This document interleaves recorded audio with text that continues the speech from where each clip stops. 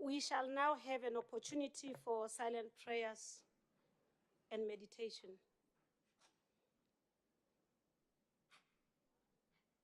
Thank you so much.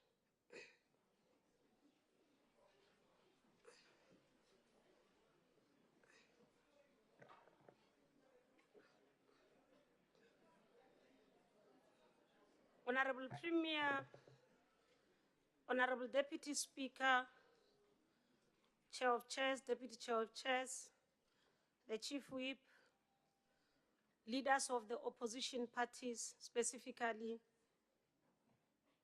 the main opposition, the EFF, and all other political parties.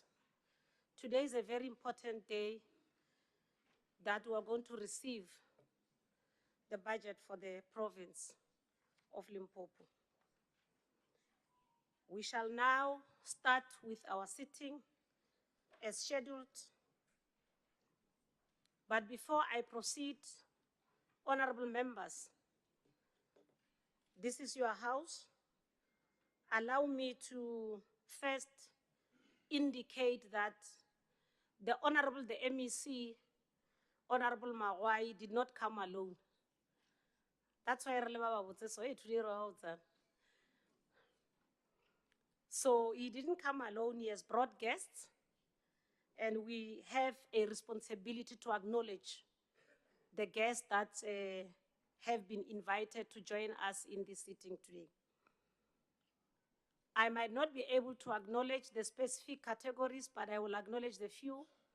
So if I did not mention your name, please just accept you are one of the important guests, and you will all be welcomed.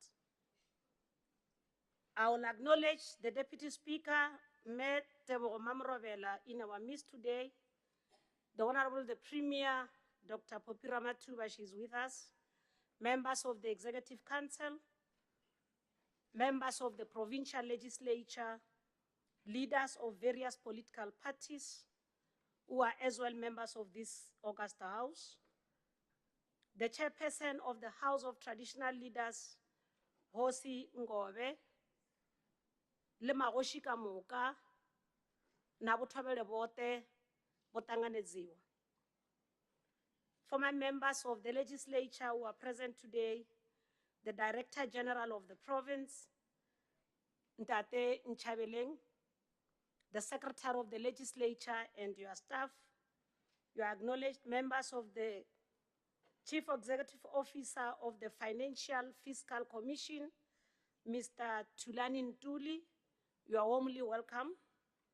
Members of the boards and Chief Executive Officers of our various entities present here today, executive mayors of our municipalities, as well as all mayors present today, the leader of the governing party, the African National Congress, represented by Musanda Buruben Madaji, Otanganezwa Nabone, leaders of representatives of our Chapter 9 and 10 institutions present, leaders of organized labor, faith-based organization, civil society organizations, SSCP, COSATU, all leaders of youth, women, and people with disability organizations present, captains and leaders of various industries in terms of our business sector, distinguished guests, people of our province of Limpopo, you are all welcomed. I as well acknowledge other important guests. Today we have received a delegation which requested to come and observe our sitting. The visit by Tefluop Graduate School of Leadership, which is part of the University of Limpopo. Students and lecturers are here with us. Today we have visitors from the University of Limpopo, Tefluop Graduate School of Leadership students. We have 12 master's degree students in our midst who have requested to witness the proceedings of our sitting. The students are accompanied by the school director, Mr. Njoko, Senior Lecturer Dr. Ramova, Ms. Lamula, and Office Manager Ms. Mueketsi. On behalf of all members, I welcome you all to the Limpopo Legislature. Feel free and enjoy our proceedings. Can we welcome all our guests with a round of applause?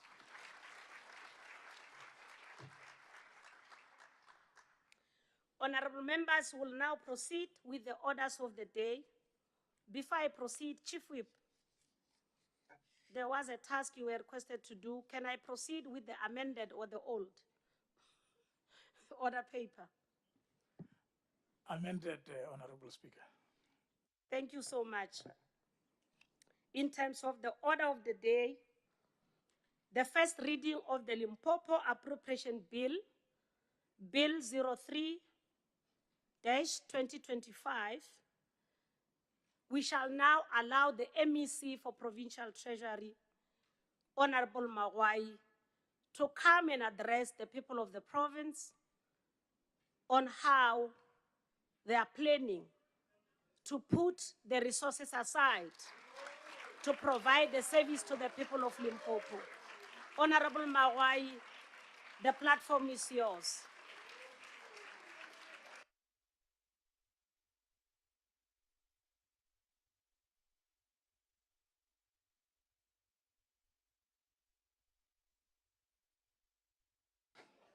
Honorable Speaker of Legislature, Memakoma Makurupeje, the Deputy Speaker of the Legislature, Honorable Teboho Mamurobela, Premier of our province, Honorable Dr. Popira Matuba, Honorable members of the Executive Council, Honorable members of the Provincial Legislature in your different ranks and gradings, leaders of various opposition parties present, Chairperson of the House of Traditional Leaders, Hosi Peningove, Lemahoshi Kamuka Baba Lengona, former members of the Provincial Legislature present here, the Director General of the province, Mr. Napen Chabele, and all heads of departments. Chief Executive Officer of the Financial Fiscal Commission, Mr. Tulani Ntuli. Members of the boards and chief executive officers of our various entities present, executive mayors and all councillors present. Leadership of the governing party, the African National Congress, represented by Msanda or Ruben Madaj. Leaders and representatives of our chapter 9, 10, and 13 institutions present here. The Financial Fiscal Commission is one of those institutions supporting democracy, but very responsible for the work that we are doing here. Leaders of organized labor, faith-based and civil society organizations present, all leaders of our youth, women and people with disabilities present, captains and leaders of various industries and notably the agriculture sector, the mining sector, and all those who come from those areas. Distinguished guests, people of our province, Limpopo, Tobela, Ndimachirone, Abusheni. Honorable Speaker, we have the honor to table before this August House the Limpopo Appropriation Bill 2025, Estimates of Provincial Revenue and Expenditure 2025, Overview of Provincial Revenue and Expenditure 2025, Socioeconomic Review and Outlook 2025, Supporting Gazettes, and this budget speech.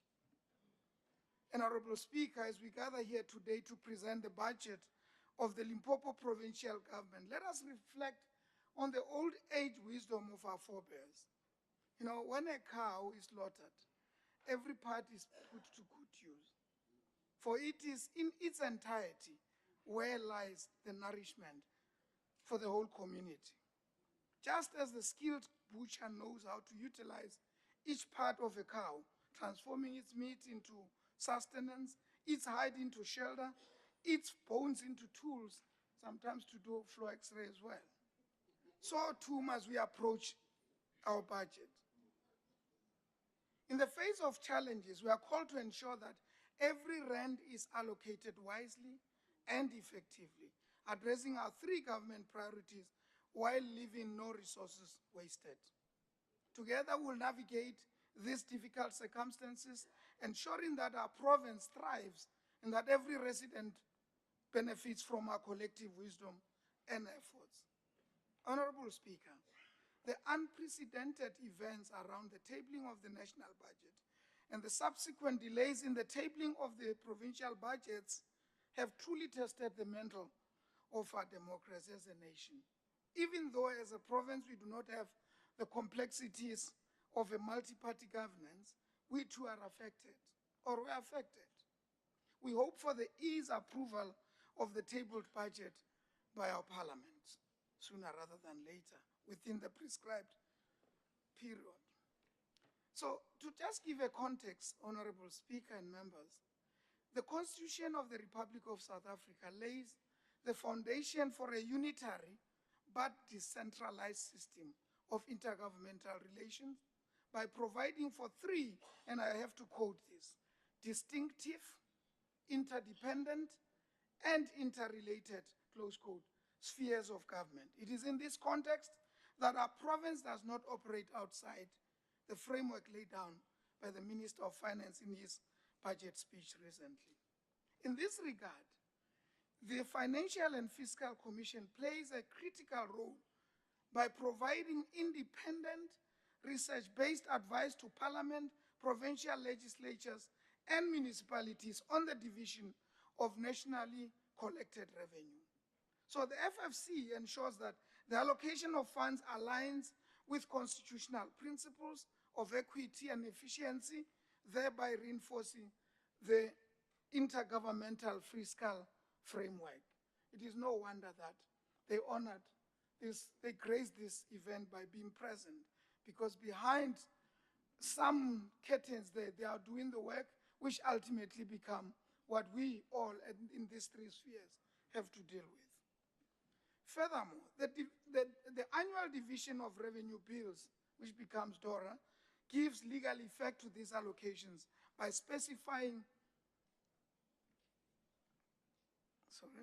how funds are distributed across the three spheres of government.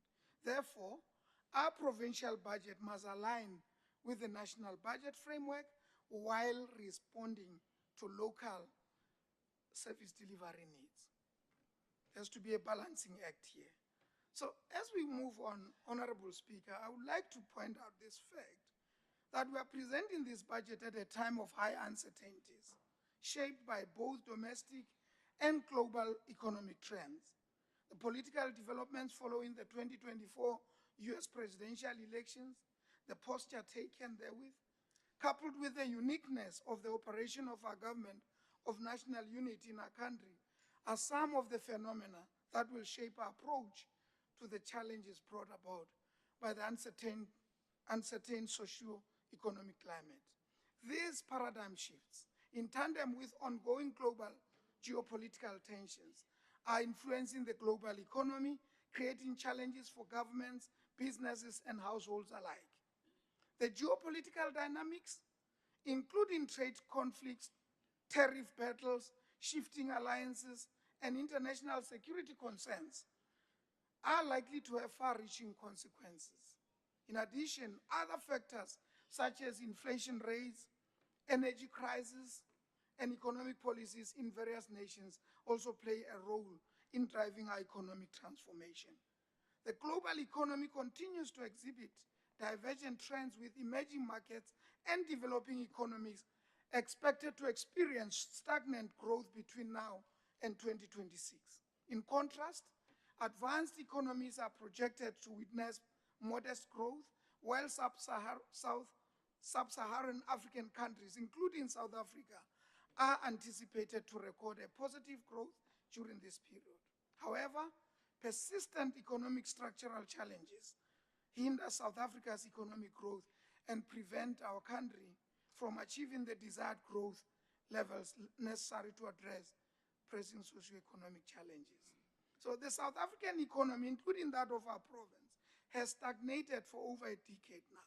During the same period, the GDP growth has averaged less than 2%, far below the level required to meet the expanding list of the needs of our people. In 2024, the South African economy grew by only 0.6%, and over the medium term, the GDP growth is projected to average 1.8%.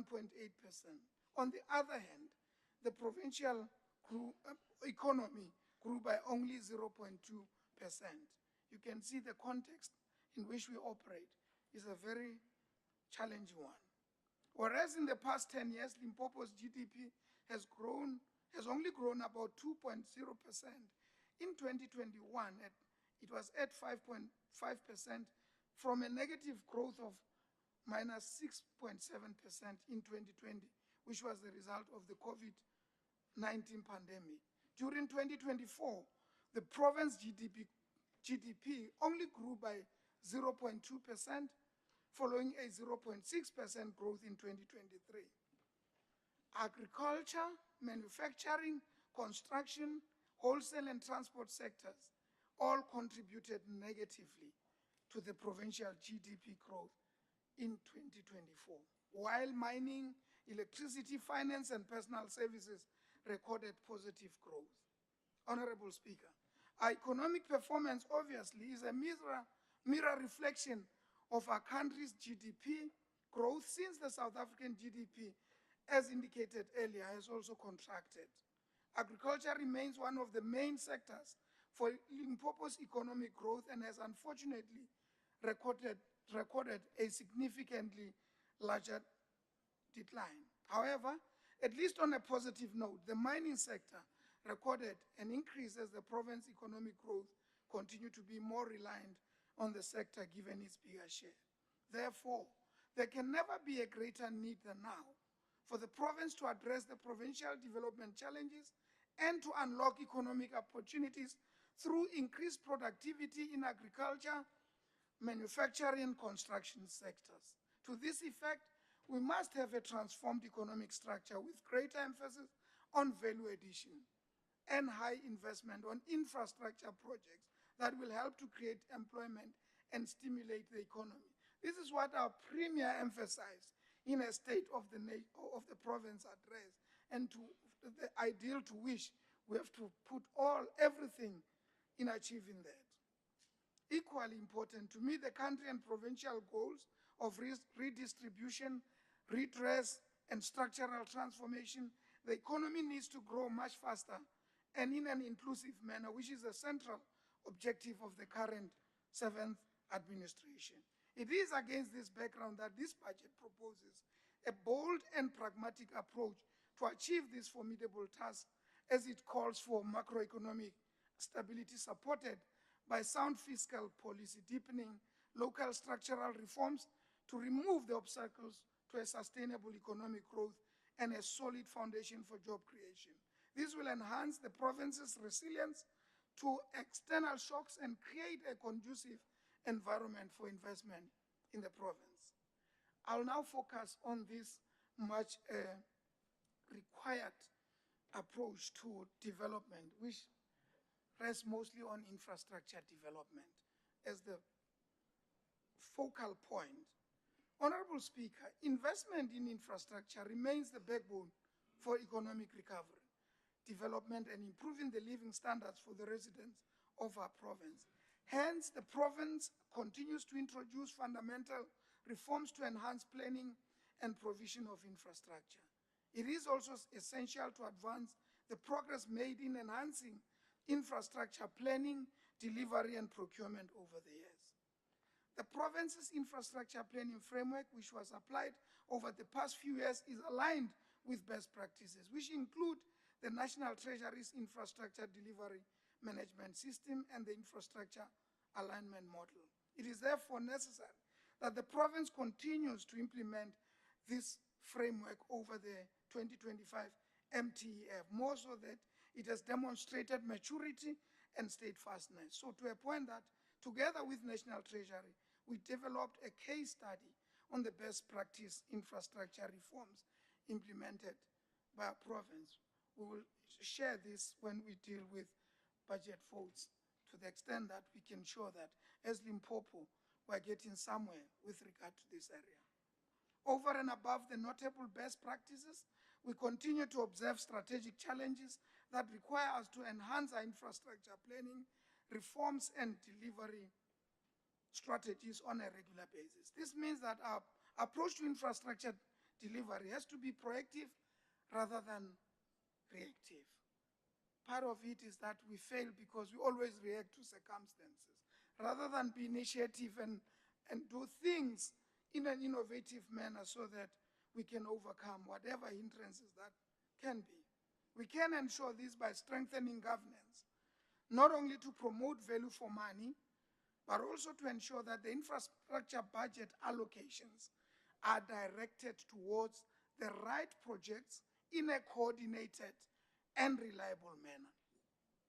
Furthermore, there is a need to enhance the province's capacity to deliver infrastructure projects on time, within budget, and to the required quality standards. You can't compromise this equilibrium. The province is developing a framework to oversee the capacity and performance of implementing agents. We will not rest, we dare not fail, as the Premier will always say, in this area, and will elaborate it further. The province, this framework is intended to provide a coordinated approach to define the minimum requirements regarding capacity, systems, and processes that an entity or sector department must an entity or sector department must meet to be recognized as an infrastructure implementing agent. It doesn't just have to be someone can just come in and do.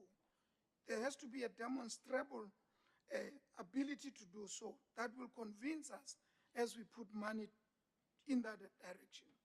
In addition, it will clarify the roles and responsibilities of all stakeholders, expanding the scope of services to ensure effective planning, procurement, and delivery of infrastructure programs. This process will assist with informed decision-making as we allocate program and portfolio scope of works through the program management plans to our implementing agents. It can't just be one size fits all. It will depend on the nature of an infrastructure that we want and at what point and to what quality standard. Significant effort was made in finalizing the infrastructure plans so that they align to the Limpopo Development Plan, which is a primary strategic instrument that aims to create a sustainable and viable economy by ensuring resources are invested towards infrastructure. In order to realize the targets set out in the LDP, the province plans to review and institutionalize the Limpopo Integrated Infrastructure Master Plan to foster integrated planning and promote interdepartmental collaboration. The master plan will provide a cohesive framework for infrastructure development, supporting sustainable growth and efficient resource utilization across the province. The Minister of Finance, Mr. Godongwana, in his budget speech, pronounced the reconfiguration to the budget facility for infrastructure, the BFI, to run multiple bid windows instead of just one annual window, as was the case. This announcement comes during the time when the province is proactive and has developed a framework for funding of the LDP 2025-30 priority programs. So everything has had to be costed and be tailored against the resources so that there is no disjuncture between what is intended and the available resources. So the province will, among others, maybe one has to emphasize the point. This framework will assist in the resourcing of catalytic projects, together with sourcing of alternative funding mechanisms, such as the public-private partnership. It's something that we should explore more, as it then brings the public sector and the private sector into the same space in order to maximize on each other's capabilities or resources.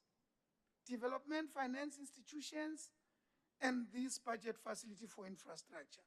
So the province will also engage on more awareness sessions to encourage provincial departments, municipalities, and entities to have the willingness to promote and participate in public-private partnerships projects.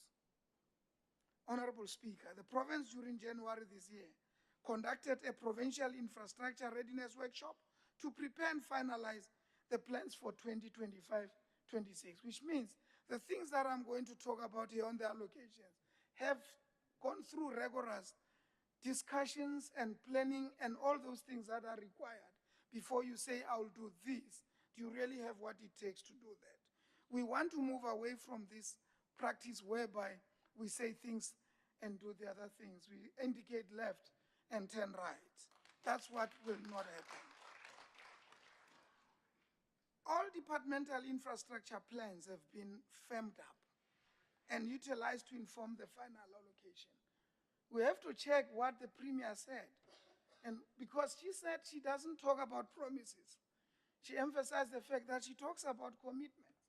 And commitments should be tangible, should be concrete, and there should be resource allocation in tandem with it. So we had to do what we should do in order to have this matter resolved in that manner.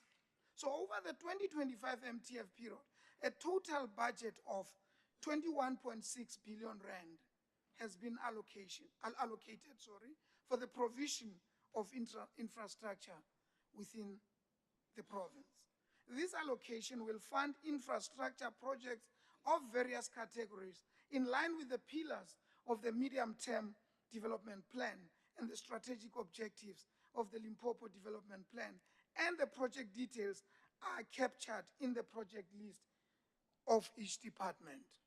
It is not just a theory, it is a living organism. The provincial infrastructure budget for 2025-26 is 7.5 billion, allocated to various departments. The Department of Public Works, Roads and Infrastructure receives 3.2 billion, while the Department of Education receives 1.6 billion rand, and Department of Costa receives 1.1 billion rand. The Department of Health receives 907.2 million. 2 million. The Department of Sports, Arts and Culture is allocated 267 million to continue with that theater and ensure that the libraries are being maintained. You know, we witnessed a very successful venture by this department over the weekend when they really did a wonder by bringing a very important Bafana Bafana match where everybody wanted to be. These amounts I'm referring to are only relating to infrastructure. That's not their budget. They have their budget, but this one is earmarked for infrastructure, as I started earlier to show that we have to do what we undertook to do. So the Department of Agriculture and Rural Development is allocated on the infrastructure side 210.2 million rand, and the Department of Transport receives 141.6 million. You know, you'll see what MEC Mate wants to do. He wants to track you. He wants to purchase, she wants to purchase this device that you don't have to wait where the traffic cops are, but they will just drive with you and issue you a ticket. So you may worry about the varying figures. Remember, this is only infrastructure. And the less it becomes, it means we're targeting maintenance. This is one area that we have ignored throughout. You come up with a very brilliant idea, project, you do it, but there is no mechanism to maintain it. And therefore, what we mean on this grant, on this infrastructure funding here, we're talking about specifically dealing with infrastructure-related challenges through the whole value chain. So social development will get a piece of cake here of 15 million. It's for maintenance.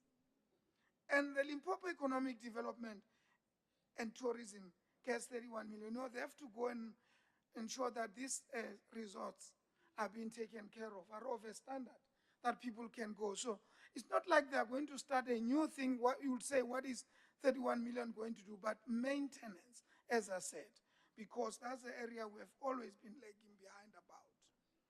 So the province aims to ensure that resources are fully expended.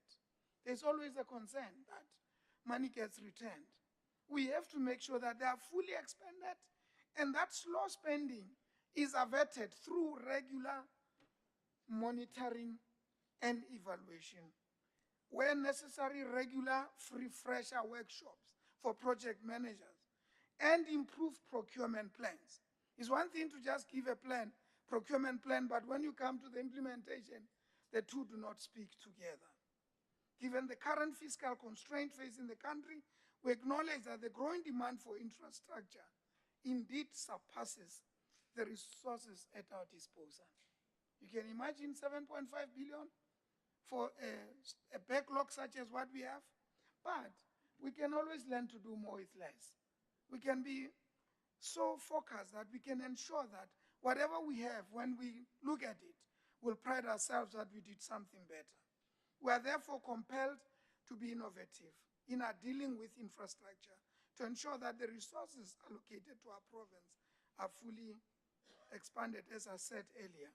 So, His Excellency President Ramaphosa, Honorable Speaker, in his State of the Nation address, emphasized one important area: the urgent need to establish professionally managed ring-fenced utilities for water and electricity services. These are the functions performed at local level. He further indicated that this is to ensure adequate investment and maintenance, as many municipalities have failed to reinvest the revenue they generate into the upkeep of critical infrastructure. You hear people that if you go into public facilities, toilets, and you don't find the notice out of order, know that you are not in a government facility. I don't know how far true this is. That's what people say.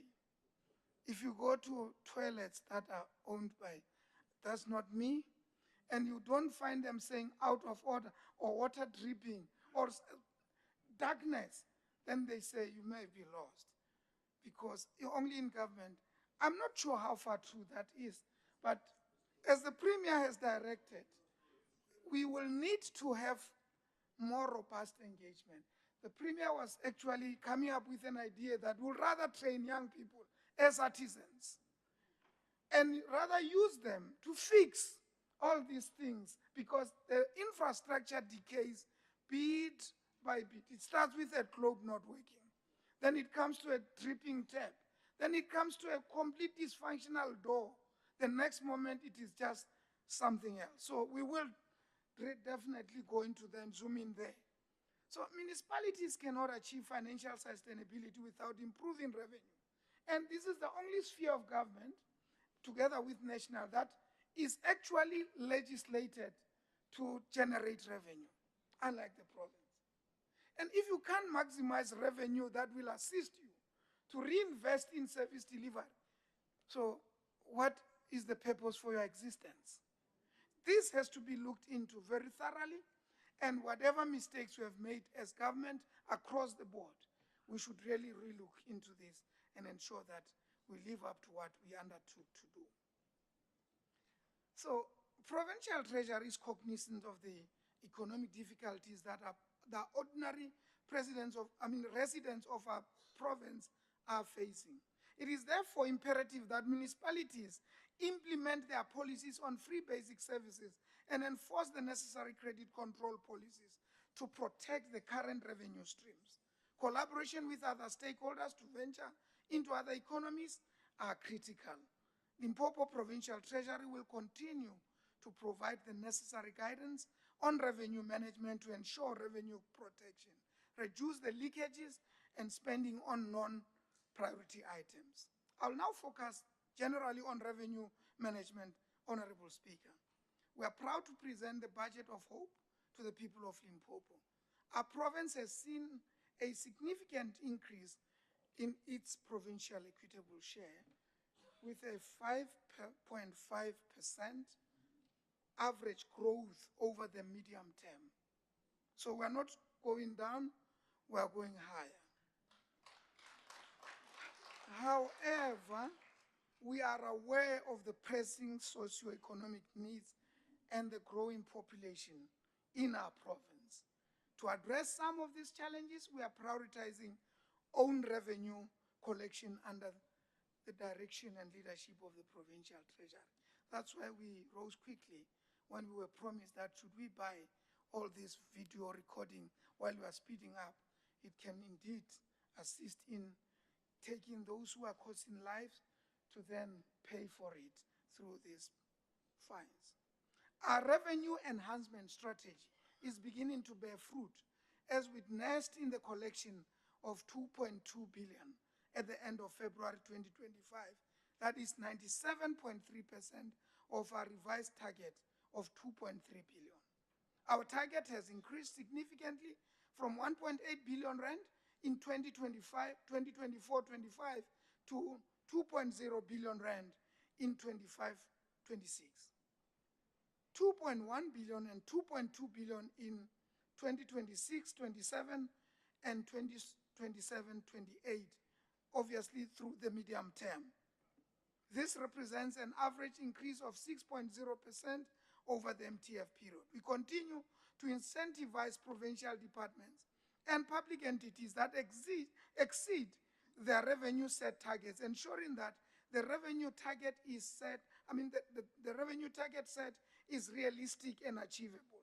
This strategy involves investing in provincial government holiday resorts, infrastructure, implementing the Provincial Liquor License Act, and extending the K53 learners and driver's license function to Tuando and Seshego. These were said by the Premier, and what we did is that to allocate for the purpose of ensuring that these are realized. So our provincial own revenue collection is primarily allocated to the Department of Health and Department of Education, recognizing the importance of social services as an enabler for socioeconomic development. A healthy, skilled, and educated community brings good economic returns to the province and the country. So we dare not fail in that regard.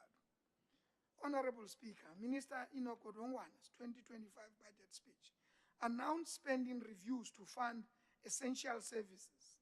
National departments, provinces, and the presidency have been tasked to conduct spending reviews to identify areas of reprioritization and efficiency.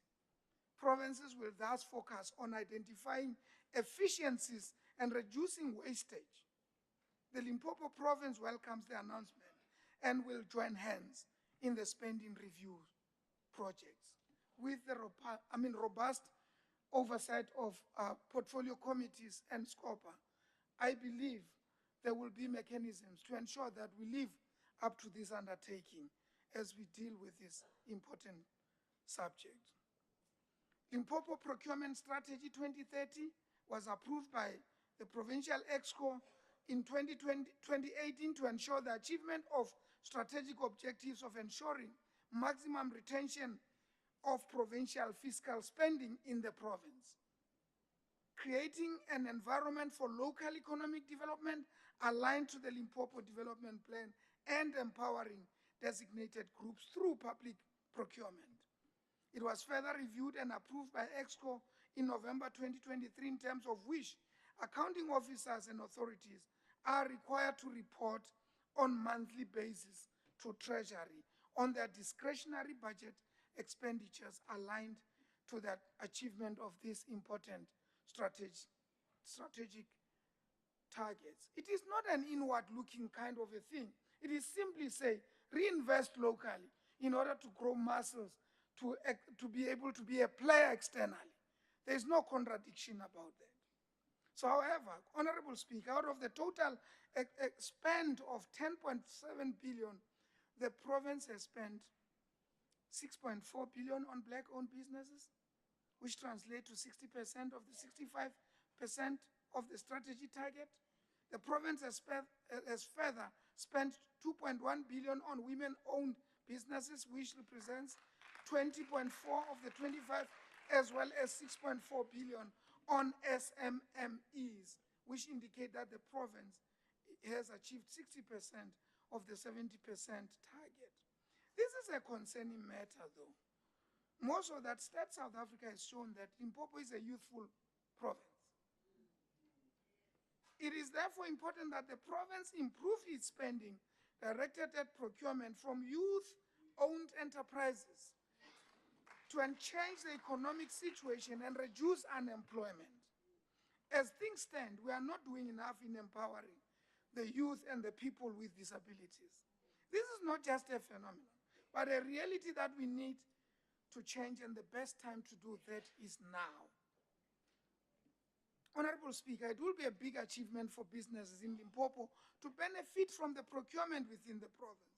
But statistics from April to December 2024 show that only 34% of the reported expenditure is for the Limpopo-owned businesses. A cause for concern, but a hope in the process, because we now know where we are. We should know where we go, in line with that, with what the Premier has directed in this August House. We therefore make this call, Honorable Speaker. Let us change our approach and ensure that the funds appropriated in this August House are, in as far as possible, spent within our province to stimulate the local economy. This principle is articulated in the Limpopo procurement strategy, and it is our collective responsibility to translate these strategic commitments into tangible actions. Our blueprints must not remain mere documents, but serve as a catalyst for economic growth, job creation, and sustainable development in our province. Honorable members, as alluded to previously during the presentation of the amended adjustment budget appropriation bill recently, global warming due to climate change is no longer a distant threat, but a lived reality. Limpopo has also experienced the effects of this climate change, and this calls for stringent interventions from the province so that it can be ready to respond to disasters as they occur. Following the December 2024 and January 2025 floods that damaged our provincial social and economic infrastructure, the Premier of our province, in a State of the Province address, instructed that Provincial Treasury should consider establishing a Provincial Disaster Management Contingency Reserve Fund. To this effect, Honorable Premier, we are happy to report that such a fund will be established within the framework of the National Disaster Management Act, which encourages budgeting for disaster recovery and rehabilitation through threshold funding. Section 56, subsection 3 of this Disaster Management Act allows the minister to prescribe a percentage of the budget of a provincial or municipal state organ as a threshold for accessing national funding for disaster response efforts. It is actually surprising that sometimes, still when we talk about climate change and the effects thereof, we're still not prepared. We don't have contingencies. And we get surprised when it happens. We cry all over when we know it is only in unforeseen circumstances that you can cry. But if you know something is likely to happen, it is only fair that you prepare for it, no matter how big or small that can be. So the threshold percentages proposed, set by the National Disaster Management Framework is always, is reviewed every 4 years. And currently, the threshold is 1.2% of the provincial budget. You can calculate when I mention the figure here. 1.2% of that should be earmarked as a contingency reserve fund. Okay? So the municipalities must follow suit. Because there is no way you can always cry and not act on your cry. National transfers to the province comprise equitable shares and conditional grants. That's a well-known fact.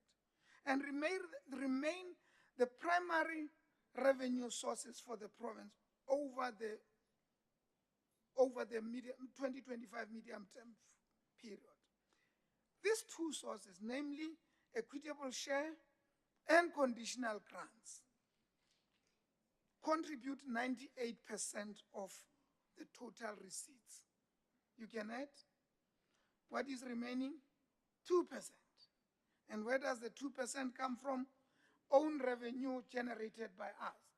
Do you blame us for that? We are not a revenue generating sphere of government per se. However, we have to try to increase that through creative ways. So I'm now coming to, I'll bore you with figures now, which is what I'm here for, Honorable Premier. The 2025-26 transfer receipts from national government increased by 4.6 billion rand, from 81.4 billion in the current financial year to 86.3 billion in the 2025-26. If you add 2, our budget is 88 billion. From what? 81. So, you know, that's why the importance of our Financial Fiscal Commission in their reserve, they're able, in their research, they're able to determine certain things that need to do. So under the circumstances that we are, and you receive this kind of a boost, is very rare and has to be commended. So the national transfers in the subsequent, because we mentioned the MTF, in the subsequent financial year of 2026-27 is projected to be 89.35. And in the outer year, 93.8 billion rand. Overall, provincial receipts, including own revenue, increased by 5.1 billion, or 6.1%, from 83.5 billion in 2024-25 to 88.3 billion in 25-26. Under these circumstances where we're crying, you are lucky that instead of remaining like this or going there, you are going there. What will remain is the responsibility for us to make good use of what we are given. So the total provincial receipts in the into the next year, which is the second year of the MTF, will increase by 3.5%. It is lower and will revert to 5.1% in the outer year. Over the 2025 MTF period, the provincial equitable share increases from 69.6 billion rand in the current financial year to 74.0 billion in this 2025-26 year that will start on the 1st of April. So 77.7 will be in the 2026-27 and 81.8 in 2027-28. In monetary terms, this translates to a year-on-year increase of 1.1 billion rand, 1.3 billion, 1.8 over the MTF. So the increase amounts to, as I said, to 4.3 billion. Honorable Speaker, the changes in the equitable shares allocation is a result of a number of upward and downward adjustments implemented by the national government over the 2025 MTF. The upward adjustments over the next 3 years include 3.9 billion for new data updates, 1.7 billion additional funding for wage increments. As you'll recall, there is this wage agreement that needs to be serviced, and therefore National Treasury has provided funds for that so that we can honor the wage agreement. I believe workers should be proud that we live to this to ensure that this happened. And 158.0 million for Presidential Youth Employment Initiative funding directed to the Department of Education. Conversely, the downward adjustment over the next 3 years include a total amount of 4.8 billion emanating from the effect of fiscal consolidations, mainly 2.3 billion in 2025-26, 2.4 billion rand in 26-27. However, the National Treasury's decision to phase out fiscal consolidation from 2027-28 is a positive move that may boost economic growth and enable the facilitation for creation of jobs. Overall, the provincial payments estimates amount to 274.8 billion over the 2025 MTEF period, the 3 years, of which 88.9, which is the current budget, is allocated.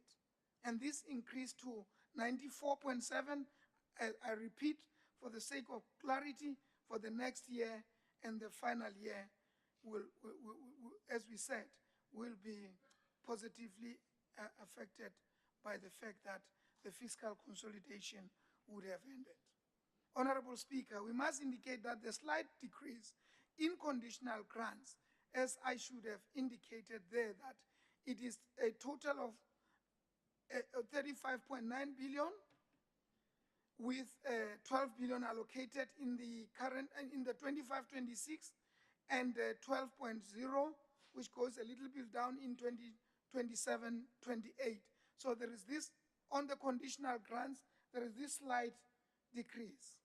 We must indicate that this slight decrease is not a cause for concern, as this resulted from conditional grant reviews, as announced by Minister Godongwana during his budget speech, aimed at reducing duplication and improving effectiveness of progress. There were instances where certain conditional grants were serving the same purpose in different sectors. Therefore, in reviewing that, it has to be streamlined appropriately so that there should not be such incidences. Honorable Speaker, as I'm about to outline the allocation per vote, let me begin by indicating that the budget allocation to departments followed a robust assessment of the alignment of the prioritized project within the medium-term development plan to ensure that the allocation for catalytic project is used for their intended purpose and the desired results are achieved. Provincial Treasury earmarked the allocation of such projects and will monitor implementation on a quarterly basis. We'll not wait until it happens. We'll deal with it as it comes, and we will then avail information, technical information, to the robust portfolio committees, so that, and report that also to the Premier, so that everyone understands that we cannot allow a situation where we just sleep on duty. I therefore, Honorable Speaker and honorable members, present the following appropriations per vote. Vote 1, Office of the Premier. The Office of the Premier is allocated 1.7 billion over the MTF, of which 554.8 million rand is made available for the 2025-26 financial year. So the 2025-26 allocation is inclusive of the 109.5 million rand earmarked funding for ICT-related projects in the province.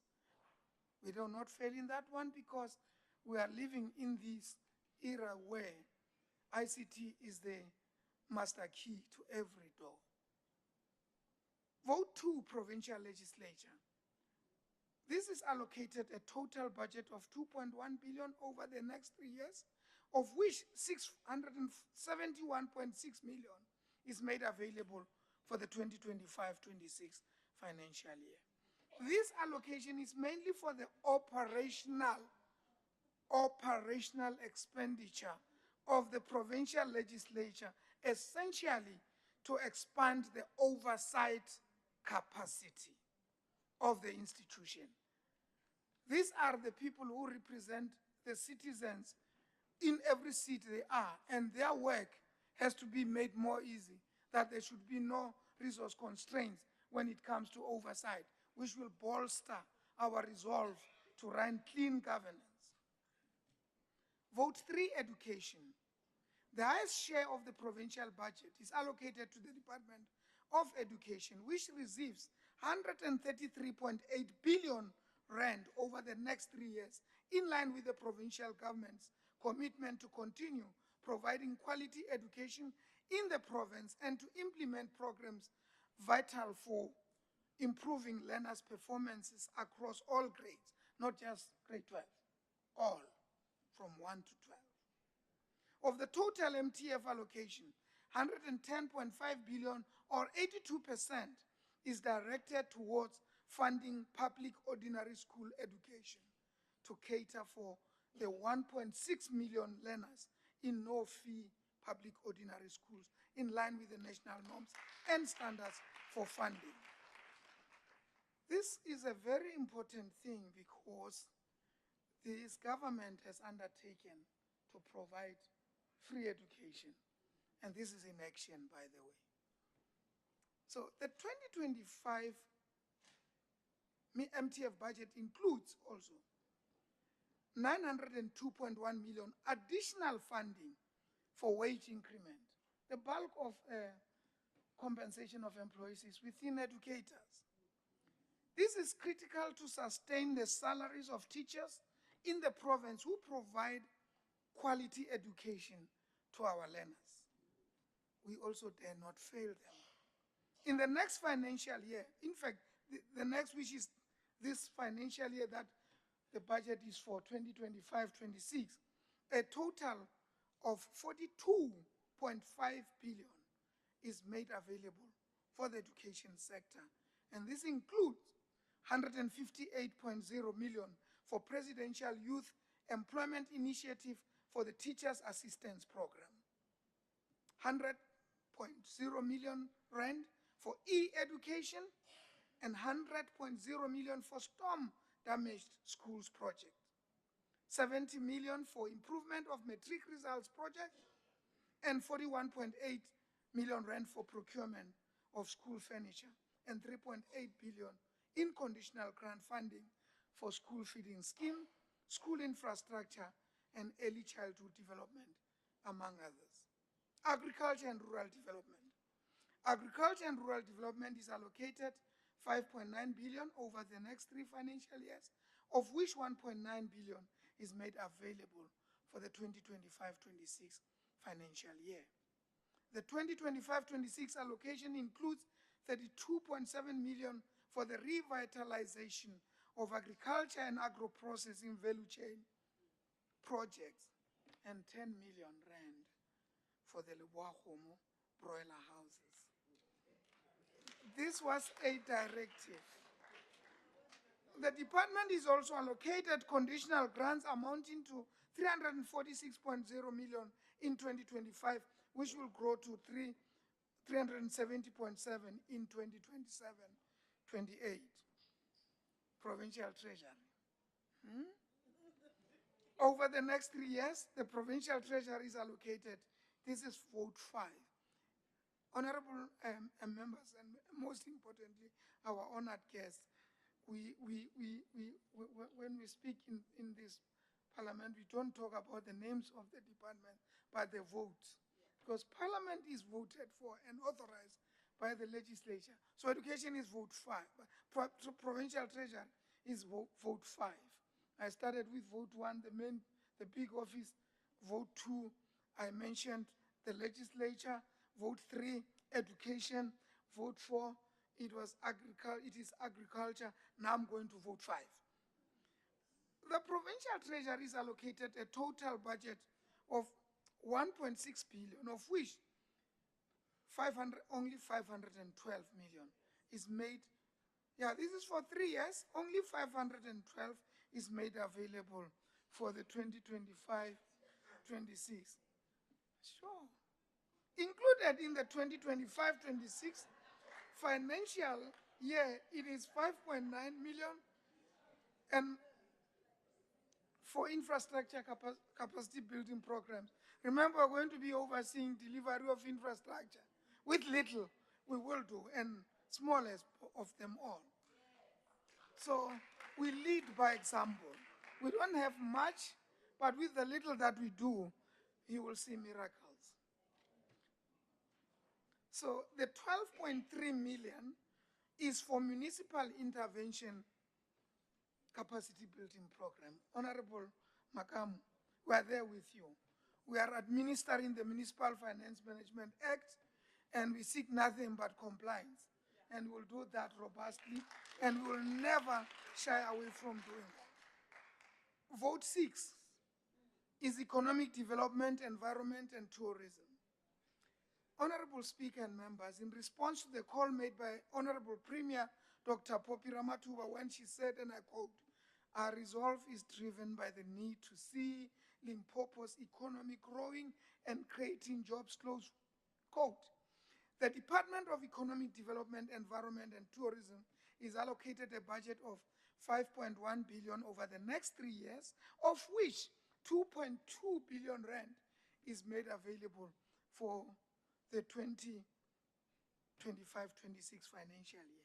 Included in the 25-26 allocation is 1.1 billion set aside for transfers to Limpopo Economic Development Agency, LEADER. 102.0 million for Limpopo Tourism Agency and 72.1 million rand to Limpopo Gambling Board. The transfer to LEADER is inclusive, Honorable Premier, of the 730 million rand for the implementation of Musina, Makado Special Economic Zone and the Fetahomu Tubazi Industrial Hub catalytic projects and other economic enablers. We carried the mandate. This budget also allocates a total of 206.6 million to Great North Transport in 2025-26 financial year for the acquisition of buses to provide much needed relief to the existing aging fleet, enhancing operational efficiency and passenger experience.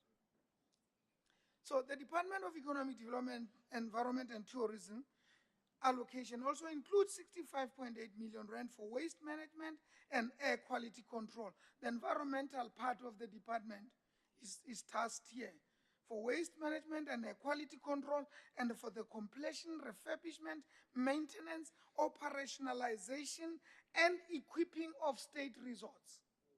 The department is also allocated 4.5 million, Honorable Mative, for that very market inducing event called National Tourism Career Expo, which I had the privilege to attend last year, where we are hosting the whole country and showcasing Limpopo in its different manifestations when it comes to tourism. Vote 7, health. The health function is allocated 82.5 billion over the next 3 financial years to support the equitable provision of public health services, including free primary health care. About 54.9 billion rand, or 70% of the health budget, is directed to funding district health services, particularly district hospitals, primary health care facilities such as clinics, community health centers, and HIV/AIDS programs, which also provide outreach services. Furthermore, the 2025 MTF budget includes 512.9 million rand additional allocation for the wage agreement. In 2025-26 financial year, 26.0 billion is made available, and this allocation will ensure that the department continues sustaining the salaries of medical health professionals and the procurement of medicine for distributions to public hospitals and clinics across the province. Included in this 2025 budget is 54.6 million for the procurement of additional ambulances to cover areas that are in dire need of these ambulances, and 4.2 billion conditional grant funding for district health care, HIV and AIDS, health profession training, health treasury services, national health insurance, and health infrastructure. Vote 8, transport. Yeah, Honorable Mate. The budget for the department is 9.3 billion over the next 3 years, of which 3.0 billion rand is made available for the 2025-26 financial year. Included in the 2025-26 allocation is 281.2 million for the implementation of provincial priorities, which include 56.0 million rand for the electronic vehicle monitoring system. You know what? We subsidize buses. And sometimes you can say, I have 15 buses when you are operating only 3, and the 7 you just rake in money. That's over. You know why? We will have this gadget to see what is in the movement and what is not. And that can assist us to recover whatever would have provided. That's how she wants to deal with you and myself. 3.5 million rand is for moving violation recorder. Agree you check the traffic, where the traffic cops are, where the fixed cameras are. That is over too. Because with this moving violation recorder, you are going to be detected any and every time. Please watch. And 221.6 million is for various infrastructure projects within the department. So the 2025-26 allocation also includes 152.8 million set aside for transfer to Gateway Airport Authority Limited, of which 97.8 will be used for the implementation of GAL service delivery improvement plan projects and 55 million for operational costs.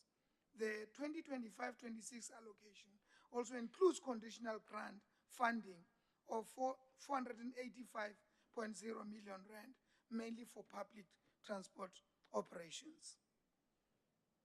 Vote 9 is public works. The allocation for the Department of Public Works, Roads and Infrastructure is 15.2 billion in the next 3 financial years. In 2025-26, on an allocation of 5.6 billion is made available, which includes conditional grant funding of 2.6 billion for provincial road maintenance. I must emphasize that there are complaints about road conditions. Well, take aside the devastation of the floods, but people want to see roads, new roads, and maintenance thereof, and re-graveling where possible, regular blading where possible, passable roads, bridges that should be fixed, either to or from, some in the farms, others in the deep rural areas. We believe we are getting there, Honorable Rachweni. You are the khere will be catered for. You can. We also make sure that their maintenance is included in the funding over and above. In the 2025-26, a total of 577.6 million is earmarked for the implementation of provincial priorities, and this includes 150 million for the settlement of municipal rates and taxes.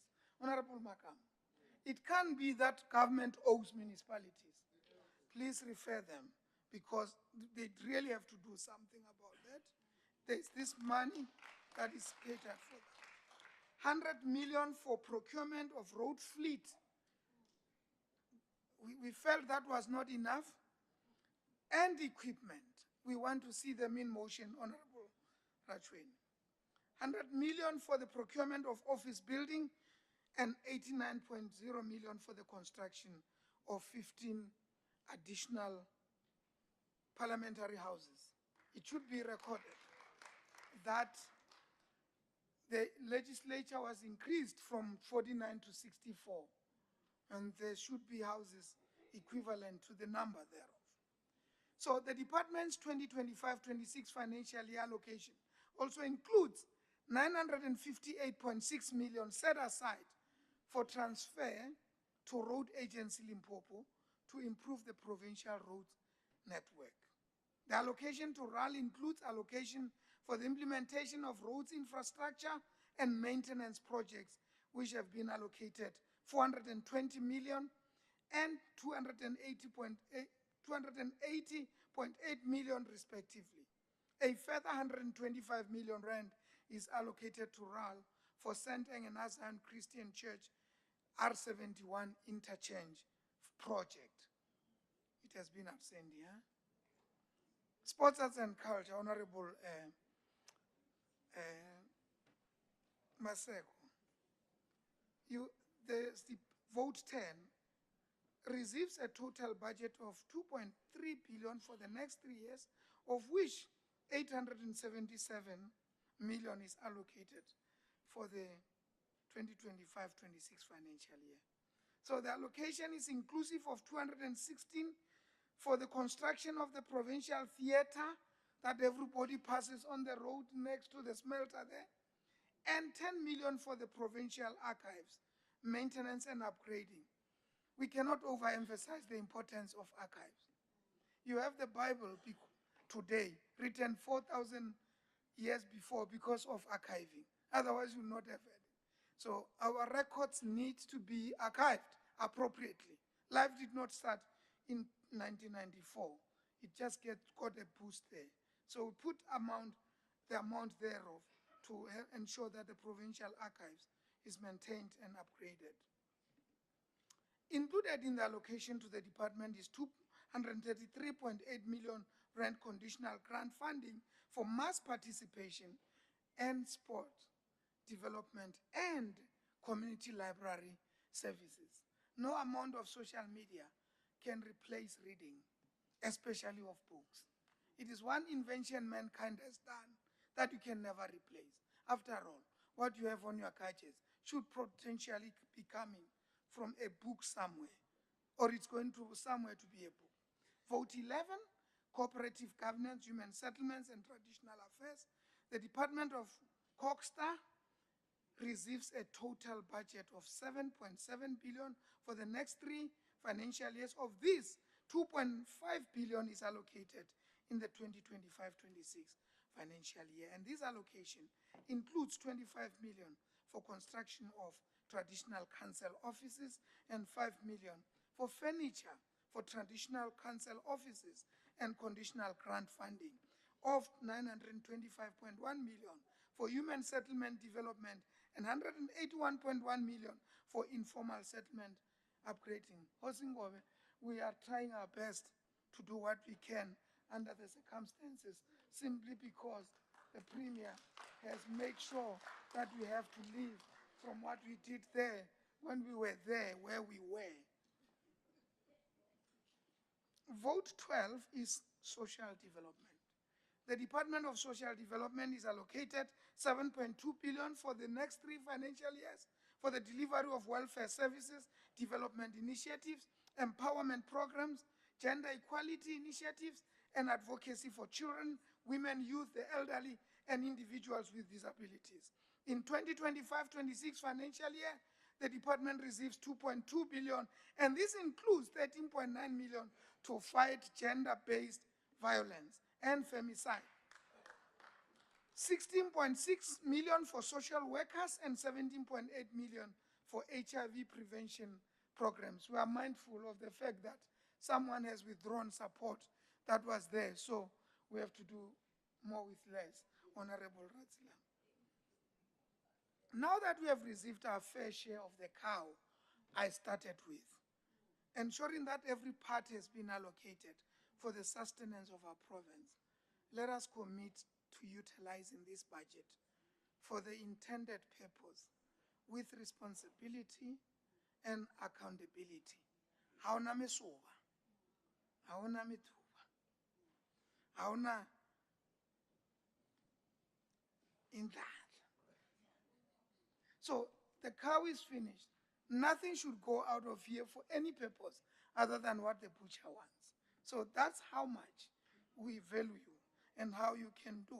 So the cow is finished. You know that the hoof, the horn will do something. Even the blood, as you know, we cook it. Yes. So there is nothing left of the cow and nothing can go to waste. So we really beg you and all of us to ensure that this is realized. People are complaining about both real and perceived corruption. As we conclude, Honorable Honorable Speaker, we would like to extend our deepest appreciation to the Honorable Premier, Dr. Popi Ramathuba, for her steadfast leadership, vision, and guidance. Premier, your commitment to the people of Limpopo and your dedication to ensuring that government remains responsive of their needs continues to inspire and has shaped our approach to fiscal management and economic transformation. We would also like to thank the members of the NCOP Budget Committee for your continued analysis of our provincial financial performance and guidance. They know themselves within NCOP. To Honorable Maseka Solomon Pedi, Chairperson of the Portfolio Committee on Provincial Treasury, and all committee members, honorable committee members, as well as the Standing Committee on Public Accounts, SCOPA, your continued oversight and support have been instrumental in our progress, ensuring accountability and transparency in the management of public funds. I also like to extend my sincere appreciation to all my predecessors. I don't know whether my immediate predecessor, Honorable Squat, is here. I don't know if Honorable Pala is here, but I took from a foundation from others also who I did not mention for their dedication and contributions in laying a strong foundation for the Limpopo Treasury. And my guests, special guests, they're a diverse group. Some are my friends in the agriculture sector. Some are my family, or my sister, who sometimes behave as if it's my mother is here. And my brother-in-law there is there, Ntate Mwejana, with his Tisando, whatever. And then my colleague from the FFC, my colleagues, they know themselves from the Office of the Premier. You don't have to explain what they do, but they are very dangerous, let me say. I would like to extend my sincere appreciation. And lastly, to the Limpopo Provincial Treasury, the team, I call them, led by the HOD, Mr. Gavin Pratt. He must stand up. I order him to stand up. That's my right-hand man, if you like, together with his team and all colleagues. Your hard work and commitment led to excellence, and they will never go unnoticed. Ndoleboa. Na kenza. Kyaleboa. Bayadangi. Siyabonga, siyabonga, raleboga. Raleboga. Honorable Mawai, thank you so much. The MEC for Provincial Treasury. He said now the cow is finished and nothing must go to a waste. So accountability, accountability, accountability, accountability from now on.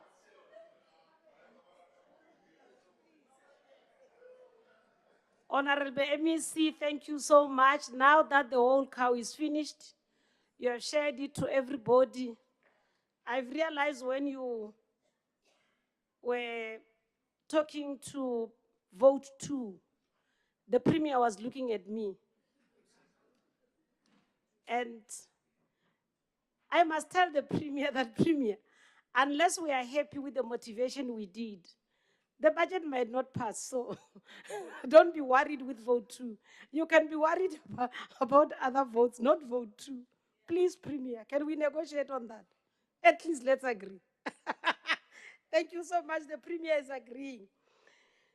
The honorable members, the budget speech together with the supporting documents, you can see that you are receiving a lot of documents. In the documents that you are receiving is the budget speech, is the socio-economic review and outlook for 2025-2026, is the overview of the provincial revenue and expenditure 2025-2026, is the revenue and expenditure 2025-26, is as well the estimates for the provincial revenue and expenditure 25-26.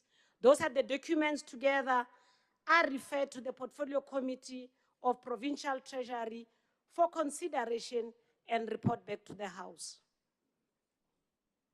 We shall now proceed on the orders of the day on the NCOP business. Honorable members must be reminded, all other items that were deferred, they are going to be engaged on in the next sitting on Thursday. So all the debates, they will stand on Thursday for all members to go through those debates. We now proceed to item 8, NCOP business. Chief Whip.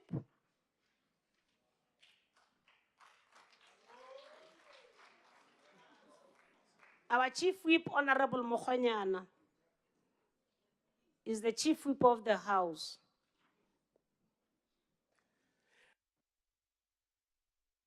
Thank you very much and good morning, Honorable Speaker and members of the Provincial Legislature, members of the Executive, Honorable Premier, Honorable Deputy Speaker, and our guests in the gallery. And congratulate Honorable MEC of Provincial Treasury for being able to finish reading his budget speech. Honorable Speaker, the NCOP has scheduled plenaries for Wednesday 26. No, I'm starting with the wrong motion, sorry. Honorable Speaker, House Rule 226, Sub-Rule 3 of the Standing Rules and Orders of the House, read together with Section 61, Subsection 4 of the Constitution of the Republic of South Africa, provide for the designation and appointment of special delegates when the House is not sitting. In line with these provisions, the following honorable members were appointed to attend NCOP hybrid plenaries as mentioned below.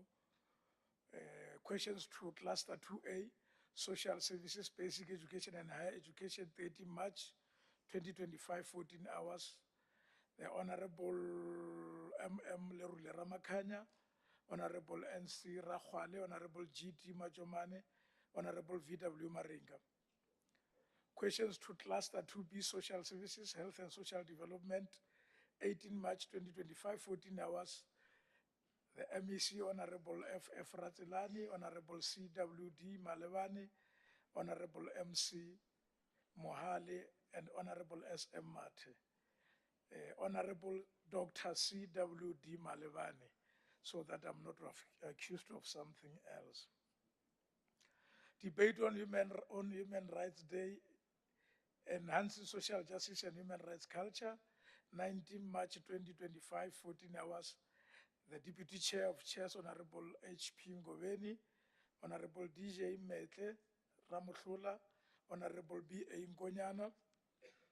Questions to Cluster 2C, Social Services, Water and Sanitation and Human Settlement, 20 March 2025, 14 hours.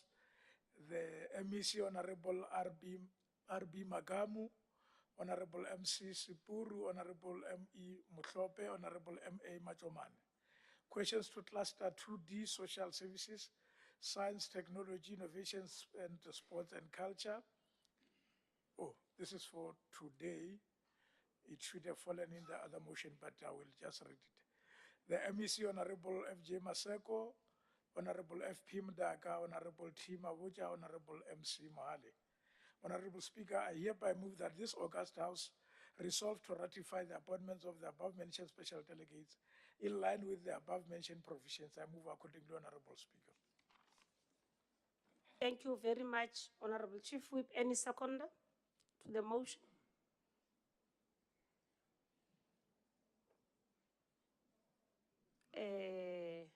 Honorable Sebopela. Thank you, Honorable Speaker. I rise to second the adoption of the ratification of special delegates to the NCOP. Thank you. I've got no worries with my honorable next door, so you mustn't be worried. Thank you so much for the seconder. Honorable Chief Whip, you can proceed to 8.2. Thank you once again, Honorable Speaker. Honorable Speaker, the NCOP has scheduled plenaries for Wednesday 26 and Thursday 27 March 2025 at 14 hours. Provinces are required to designate special delegates to attend these plenaries. In terms of Rule 226, Sub-Rule 1, I therefore propose that this House designate the following members as special delegates to attend NCOP plenaries virtually. Debate on ensuring the continued existence of Itala Bank SOC as an instrument for equal access to finance, development, and opportunity. 26 March 2025, 14 hours. Honorable M.A. Mukaba, Honorable C.R. Kupa, Honorable V.W. Maringa. Questions to the Deputy President, 27 March 2025, 14 hours. Honorable Premier Popira Matuba, Honorable M.G. Makurupeche, the Speaker, Honorable T.P. Mamrovela, the Deputy Speaker, Honorable William Khonyana, the Chief Whip. I so move, Honorable Speaker. Any seconder, honorable members?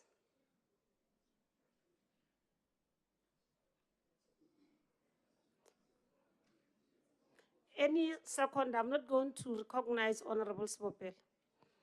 Honorable Mdaka? Thank you, Honorable the Speaker. I rise to second the motion as raised by the Honorable the Chief Whip. Thank you. Thank you so much. All the motions have been adopted as the resolutions of the House. We now proceed to, before I proceed to item 9, I must indicate that when we started, there were very important guests that I could not acknowledge because the list I was given was very limited. I want to take this opportunity to further appreciate the presence of the Mawai family. We appreciate your presence in this house. Although the sister is now accused of being a mother, Honorable Mawai must know that a mother remains a mother. It doesn't matter who the son or the daughter is. As well, I must as well take this opportunity to acknowledge alo amogela baruti ba rena ke bone baruti ba kereke ya gešo ya St. Agnes ba gona le rena ka mo le baruti ka moka ba dikereke tše di fapaneng ba ba leng gona. You are warmly welcome and we really appreciate your presence. Ka moso re tla lokisha taba tša lena tša gore acknowledge properly. Ke a leboga. Can I now proceed to item 9? Are the announcements, Deputy Speaker? Me Tebogo Sesposhia Mamrovel. She doesn't like the Poshia one, so I'm sorry, my dear.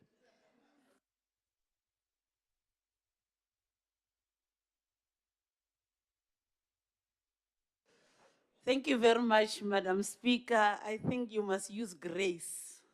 I was given that name of Grace by my grandmother, the late Sophia Maifu. Yes, thank you very much, Madam Speaker. And greetings to our guests, honorable members, the Chief Whip, Chair of Chairs, and the Premier, Executive, and all our guests that are here. Madam Speaker, tomorrow legislature will hold its strategic planning session, Bolivia Lodge, the time 8:30. The invitation has been sent to the Chief Whip, Deputy Chief Whip, Chair of Chairs, all chairpersons, whipari, and all whips of different political parties, and all members of Oversight Mechanism Committee. All of us, we are needed for strategic planning 8:13 Bolivia Lodge tomorrow. And also the MEC of Treasury has invited all of us and the guests to lunch, which will be happening in main building, basement parking. Thank you very much, Madam Speaker. Thank you so much, Deputy Speaker. I will now to move item 2 to indicate that the House is adjourned to Thursday, 27 March 2025 at 10 o'clock in this Leboagomo Legislative Chamber. Thank you so much. The House then adjourned.